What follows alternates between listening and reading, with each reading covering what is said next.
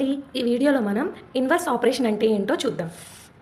ఒక operation ఎఫెక్ట్ని reverse చేయడం, సింపుల్గా చెప్పాలంటే అండూ చేయడం. Inverse operation means opposite action. Operation inverse operation. ఎడిషన్కి సబ్ట్రాక్షన్ అనేది ఇన్వర్స్ ఆపరేషన్ అవుతుంది, సబ్ట్రాక్షన్కి ఎడిషన్ అవుతుంది, మల్టిప్లికేషన్కి డివిజన్ అనేది ఇన్వర్స్ ఆపరేషన్ అవుతుంది, డివిజన్కి మల్టిప్లికేషన్ అవుతుంది. 1కి ఎగ్జాంపుల్ చూద్దాం. 6 + 3 = 9. ఇక్కడ 3 అనేది 6తో ఎడిషన్ చేస్తుంది, కి రైట్ సైడ్ తీసుకొచ్చామనుకోండి 9తో మైనస్ చేస్తుంది. అంటే ఎడిషన్కి ఇన్వర్స్ ఆపరేషన్ అనేది సబ్ట్రాక్షన్ అనమాట. ఇక్కడ సబ్ట్రాక్షన్కి ఇన్వర్స్ ఆపరేషన్ ఎడిషన్ అవుతుంది. ఎగ్జాంపుల్ 3 చూద్దాం. 6 × 2 = 12.